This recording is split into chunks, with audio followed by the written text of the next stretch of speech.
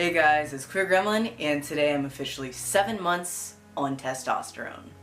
So this month, it's kind of hard exactly to put my finger on a whole lot of physical changes that have been happening. There are a few, but for the most part, it's mostly mental changes that have been happening. But like we always do, I'm just going to start from head to toe anyways, and we'll get all into that other stuff at the very end. Starting with the hair on top of my head, I have actually started to notice a change this month. It seems that it's pulling back a little bit at the corners, or starting to. It looks very minimal, but I used to have a very round hairline. I still do, but I've noticed that it's starting to square out at the corners. I'm honestly not too concerned because hairline changes are a common thing on testosterone, and it is to be expected around the point that I'm at, that I'm gonna start losing hair at the corners here.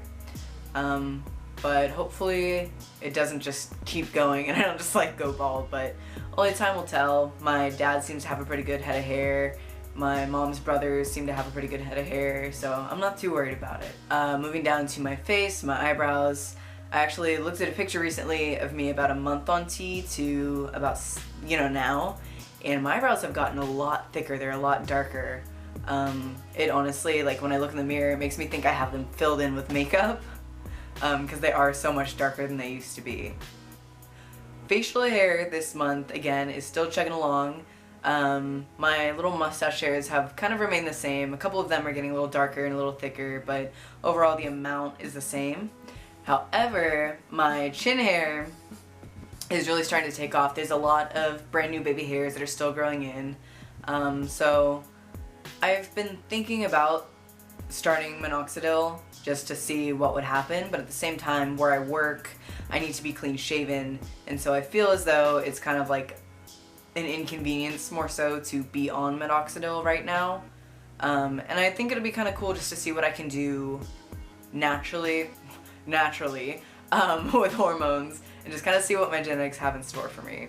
Acne is definitely a thing that's happening, especially on the newer dose that I'm on, but we'll discuss that later. Mainly around my cheeks, just a tiny bit on my forehead, but the biggest thing that's happening with acne is my neck. It is literally just covered in acne, and I mean, it's not ideal, and I don't feel too great about it. It doesn't make me feel super confident, super cute, but I know that it is just a waiting game, and there's not really a whole lot I can do about it right now other than just trying to keep my face clean, so I'm working my best at that. Moving down into my just body and physique in general, I've noticed this month that I have really kind of bulked out a lot more, and it probably doesn't look like it in the shirt that I'm wearing because it's like a bigger fit of a shirt, but my shoulders are definitely broader. My arms feel bigger. I was in the shower the other day and I just looked at my arm and I was like, that's not my arm. It was a really weird experience, but I kind of freaked out a little bit. But I also have been going to the gym, so that maybe has made a difference. Body hair, I'm still covered in just a little bit of hair all over my stomach. My thighs have really started to get hairier. They're not like a forest or anything, but it's a bunch of just thin, light colored hair, but it's hair that I never had before, and so that's fun. There is something really interesting though. I talked about last month that I was going to get chest hair soon because it was kind of creep crawling up my stomach, and I have a few little wispy chest hairs, but I have one actual chest hair right in the center of my chest, and so that's super fun. Baby has his first chest hair. Hello. But yeah, it's not as bad as I thought it would be. Oh, before I forget, I haven't really done a voice comparison this month, so let's find out what that sounds like. This is my voice pre-T. This is my voice 1 month on T. This is my voice 2 months on T. This is my voice 3 months on T. This is my voice 4 months on T. This is my voice 5 months on T. This is my voice 6 months on testosterone. This is my voice 7 months on testosterone. This is my voice pre-T. This is my voice 7 months on testosterone. Let's talk about changes going on downstairs. So basically all I really want to talk about this month is my cycle. So last month I had a 35-day cycle that was very short and very light.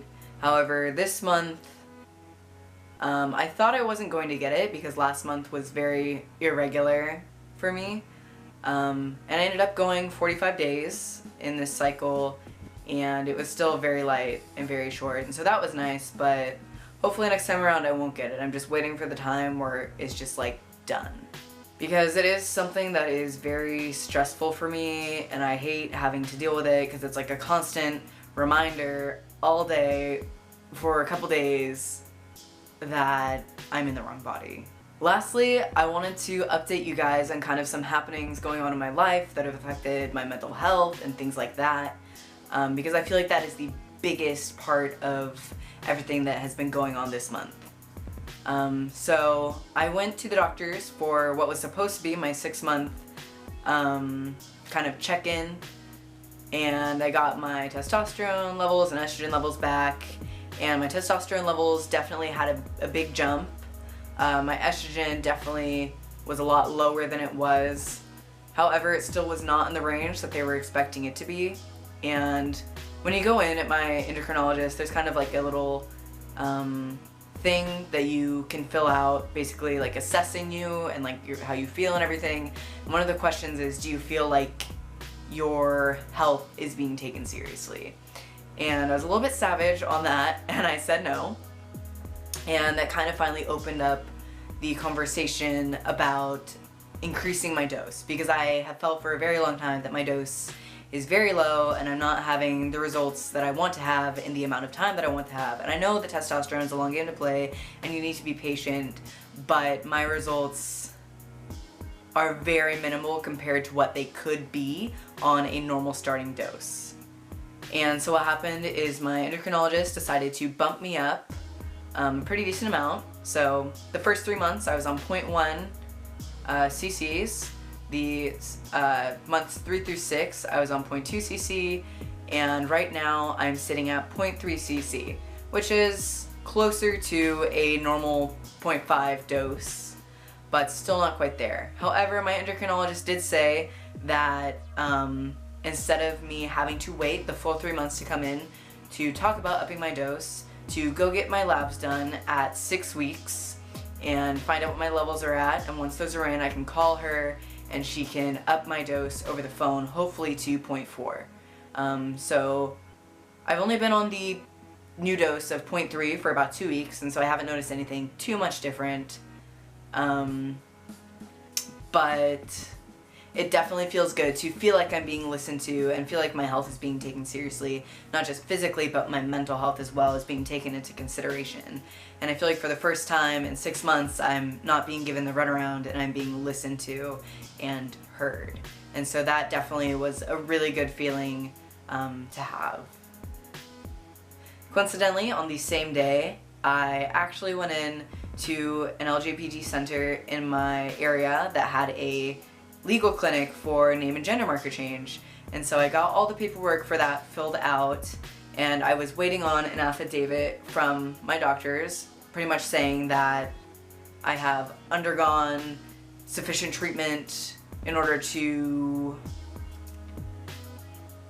warrant a gender change federally, because the federal government where I live, you need a letter from a doctor. And so I got that in this beautiful envelope right here, and today, a little later today, I'm about to go file for my legal name change, at least on a state level. Federal will take a little bit longer, but that's super exciting, and it honestly just feels unreal because I didn't think that it would be happening this soon, but it is, and I'm so relieved because it's been getting really stressful going to the doctor and them having them accidentally call me the wrong name or something like that, or going to pick up my prescription and having to be like, yeah, that's technically me, and then having everybody being kind of like confused or kind of like, what is happening? And so it's just been really uncomfortable, but hopefully that all will be over soon. The last thing I wanted to touch on is that this month I started going to the gym. And I didn't think it would be that big of a deal at first, but I've slowly come to realize that the gym is a part of my transition that has really helped me. Going to the gym makes me feel more in control of my body and more in control of the way that I look.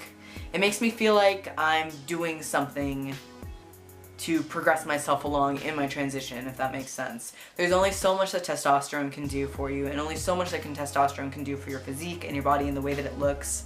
But I found that going to the gym, immediately as soon as I go in and I start working out, my dysphoria is quieted so much because I know that I'm doing something that's going to help me. And if you are trans and are struggling with gender dysphoria and dysphoria surrounding the way that your body looks, whether it be your shoulders are small or your hips are big or whatever, I hate exercising. I hated exercising, but I really do recommend just at least giving it a try because it has helped me and my mental health leaps and bounds. The gym used to be a place for me to go when I hated my body and I was trying to make it more acceptable and get skinny or whatever you needed to be a beautiful girl back when I was presenting that way. But these days the gym has become a place for me to take care of my body and love my body and sculpt my body into something that matches the way that I feel. And it's just been a complete 360 from the way that I originally thought about fitness and my health. I think that's about all I got for you guys this month. If I've forgotten anything, let me know in the comments. I'll remember to update next month. But this has kind of been like a... I almost forgot to make this video, if I'm going to be completely honest. But yeah, it was kind of like an impromptu little video here, so yeah. I will see you guys back again in a little bit. Hopefully come out with the final part of the How I Knew I Was Trans video, because that video has been just dragging on. It was like 40 minutes of unedited footage, but if that doesn't come out, I will see you guys at my 8 months on testosterone mark. See ya.